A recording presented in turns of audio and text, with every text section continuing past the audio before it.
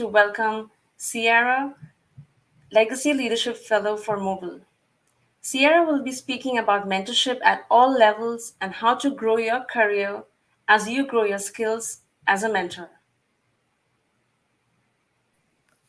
I have to say, even through just the first 30 minutes of this summit, I'm already so excited for all of the events today and what's coming through the pipeline for Women Who Code. I know firsthand also how difficult and how much work goes into these Women Who Code Dev Summits. And so again, thank you so much to the volunteers, the leadership fellows, and the team at Women Who Code for putting this together and hosting me today. I am again Sierra OBryan, and I'll be speaking about mentorship at all levels and how it can elevate your connections and careers by helping others in the community. To get started, I just wanted to introduce myself a little bit and why I'm here talking about this. Many of you may know me from Women Who Code and may know me as a Senior Plus engineer working in Android space as both a technical leader and with management experience. I'm also a Google developer expert for Android and often talk about really cool things happening in native Android development. As mentioned, I was the previous Legacy Women Who Code Mobile Leadership Fellow, building out our mobile track, managing our volunteers, planning our events, and planning last year's mobile summit. I'm also a Women Tech Maker Ambassador through the Google's programming, where I speak at Google events and often attend their programming as well. And finally, I'm obviously a public speaker. So excited today to be keynoting the Women Who Code Dev Summit, but I also speak at conferences around the world, usually on native Android topics. And these are just to name a few of the different things that I do. And so I want to acknowledge that sitting on the other side, it's really easy for me to say, of course you can be a mentor. These are a lot of things that people would naturally want mentorship on. It's hard to get from one level of your career to the next. That's a time in your life where you may think, I need a mentor to help me navigate what skills I need to grow, how I can grow them, how I can create those opportunities for myself. Giving talks, Navadi and Liz mentioned it in the introduction, it's so much work, from coming up with that idea to writing a coherent abstract to preparing that slide deck to actually giving the talk in front of an audience. And those are things you might think, hey, I really need a mentor. I need someone to guide me through this process. And programs like becoming the Women Who Code Leadership Fellow, becoming a Google Developer Expert, becoming a Women Tech Maker Ambassador, these things with potentially intense interview processes and applications associated with them, it would be really helpful sometime to, again, have someone with some experience who can help you guide through that process. And so looking at someone like me or looking at these people that you really look up to in the community, it makes sense. I wish that they would mentor me. Of course that they can be a mentor. But this talk is really coming from the other side, that regardless of where you are in your career, you too can be a mentor. I often think, even to this day, I need a mentor for all of these sorts of things. I think this at least once a week. But this talk particularly is thinking about the other side and how I created specific opportunities for myself by being a mentor to get me to where I am today. Now, if you've ever seen me speak before, you may have noticed, or more likely have probably not noticed, but it will be true if you ever look back and check, that I really only ever give technical talks. I'm never the person on the career track. And even within those technical talks, I don't really introduce myself. I might mention that I'm an Android engineer and that I have like some particular interest in the topic that I'm talking about, but that's really the only thing that you're ever going to get from me. I just want to give you my high-level credentials about why I'm there and why I'm allowed to be there, and then dive straight into the technical content and leave anything about myself out of it. As it turns out, I really don't like to talk about myself. But this talk is a little bit different. It's definitely pushing me a little bit out of my comfort zone. So if you're wondering if I'm nervous, I definitely am. And my credentials for giving this particular talk is more about my history and how I ended up getting where I am today. And so we're going to give a brief history of Sierra, talking in the third person, to talk about what steps I took to get to this list of humble brag that I started this talk with. So Inspired by Taylor Swift Eras Tour, we are currently in the modern era of Sierra O'Brien, where I'm this enthusiastic, passionate, community-driven engineer involved with organizations like Women Who Code, Women Tech Makers, Google Developer Experts, and all of these other organizations. But what you may not know is that prior to fall of 2019, I was on a brief mental health hiatus because I was really struggling. Because prior to that, in the prehistoric Sierra era, I was really having a hard time figuring out my place in tech, being a woman in tech, making a transition from a previous career into tech, and struggling aggressively with my mental health and imposter syndrome and feeling like I didn't belong here. And I wasn't doing a totally good job at it, to be honest. And so that was a really tough time for me. And so while that negative history here doesn't super matter, what does matter is that in fall 2019, where most of you have met me or interacted with me is in this modern Sierra era, I was really starting from square zero. I had just been hired as a mid-level Android engineer at a company I was really excited about, but I didn't have much professional network at all and really honestly didn't have many friends in the industry. But I was really excited. I had my mental health in check. I had really big goals. I really wanted to be a technical expert at this company I was hired at. And in the mobile space in general. I had all of this Android knowledge in my head rolling around, and I wanted to figure out a way to get that out and share it with the community. I wanted to be a better engineer and a better leader. And I really wanted to give back and be involved in the community because I was so grateful to have found a career that I loved and that I was good at. And I wanted others to have those same kind of opportunities. And so taking this really nebulous idea of I want to be a tech leader, that's the perfect opportunity to say, hey, I need a mentor. But instead, I took some different steps to try to figure out and define that on my own. One of the things I started doing is I started going to a friend's interview study group. They were working through Kotlin problems. They were both in the interview process. And so I had just gotten a job. I showed up. I started chit-chatting with them about that sort of thing.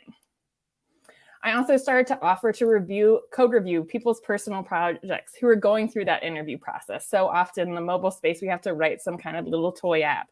And so I would go through those, give them feedback, tell them where they might need to work on different things. It goes without saying, I started becoming involved with Women Who Code, both in Cincinnati and the mobile community as well.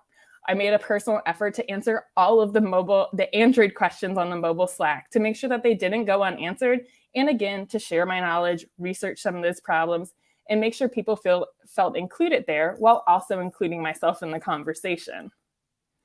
I started going to a colleague's Android study group. She was getting started learning Android development, working through one of those Android courses. And so I just showed up for moral support, sat there, hung out, answered any questions she might have along the way.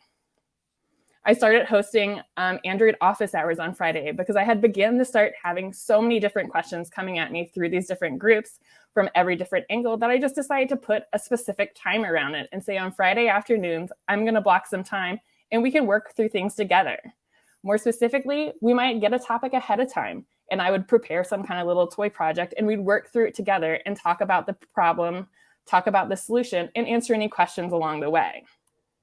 And as these sorts of things evolved in my life, I started answering some of this one-on-one questions from these folks, and finally became what is traditionally defined as like a one-on-one mentorship with a lot of these different people.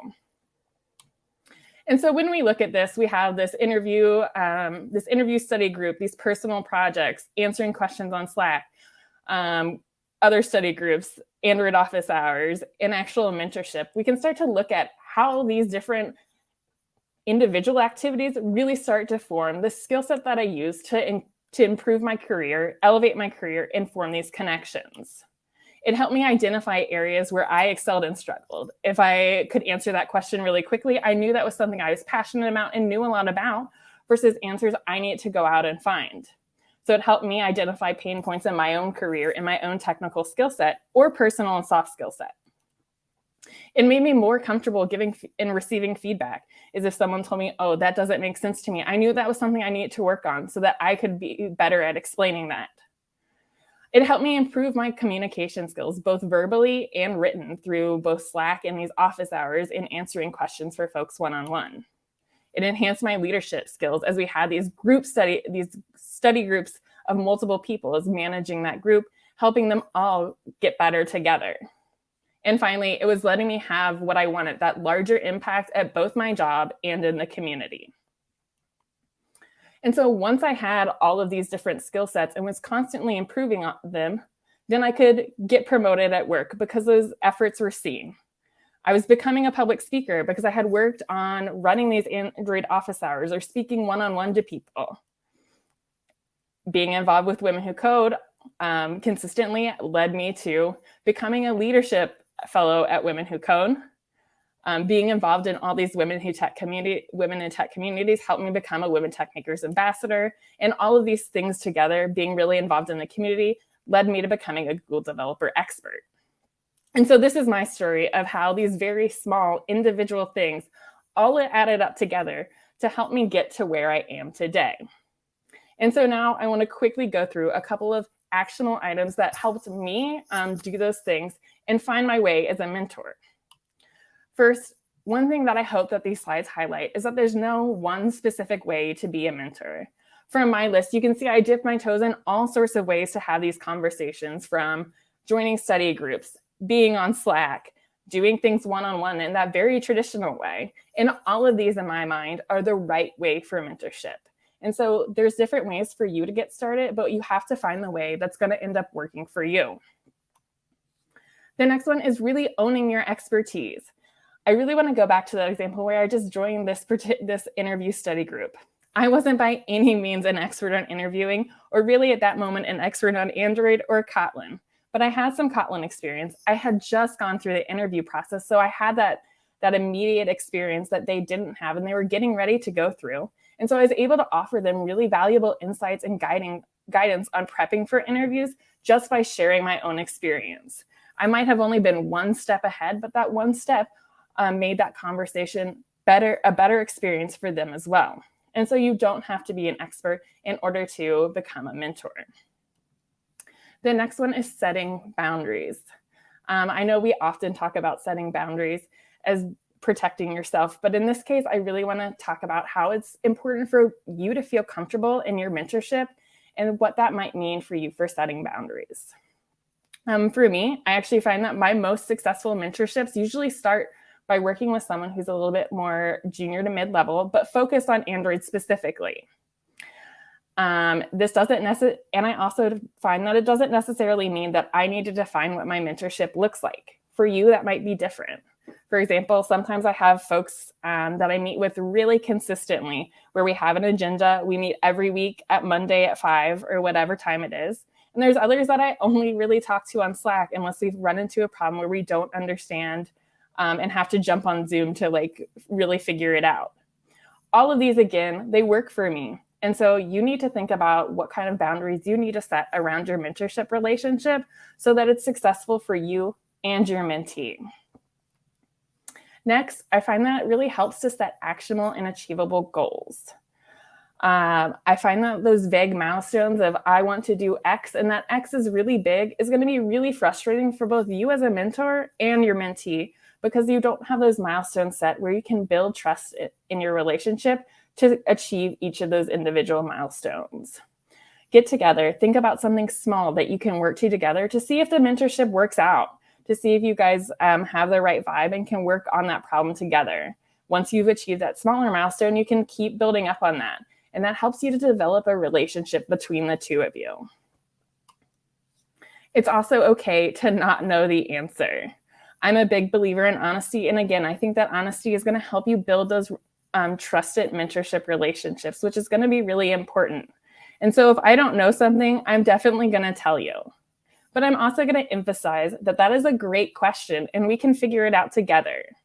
And the reality is there's going to be lots of things that you don't know throughout your career, and learning how to figure out those answers, read and understand the docs or Stack Overflow or wherever you go and get your answer is an important skill set for you to have as well.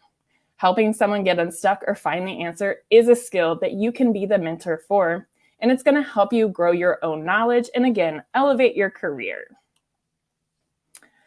Build the relationship. Generally, when I start a lot of these mentorship, it's mostly a stranger to me. But by setting up those actionable goals that I know that we can achieve, by being honest and building that trust, I also build that personal relationship and I've stayed very close friends with almost all of my mentees. And so I figure out what they're motivated about, and we can set up that long-term relationship so that both of us can be successful. And then finally, I always recommend, once you have that good, strong foundation of mentorship, it's time to level up to advocate. Push your mentee outside your comfort zone and find them opportunities, and perhaps help them achieve those opportunities to not only work on the thing that they want to, but also elevate their career as well. While I was setting up and preparing for this talk, Women Who Code shared with me a statistic that they get nearly 3 to 1 interest in people looking to be mentored versus looking to mentor. What I really hope is that this talk will give you some perspective of why mentoring is really a symbiotic relationship, and that you can grow either by being mentored or by being menteed, and that those aren't going to be mutually exclusive. And that no matter where you are in your career, whether you're a junior who just got your first job, which means you just got a job, which is something so many people are trying to do, or more senior in your career, and it's the obvious areas you could mentor in, that there's going to be a role for you, and that this can help you elevate your career and build better relationships in the community. And so with that, thank you all so much for joining me this morning to kick off the Women Who Code Dev Summit. Thank you again to all the organizers for putting this on and hosting me. If you have any questions or want to connect with me online, you can find me online at sierraobryan.dev. Thank you, Sierra. These keynotes are an excellent way to start our summit. Now it's time to get the day started. Check out the schedule and enjoy.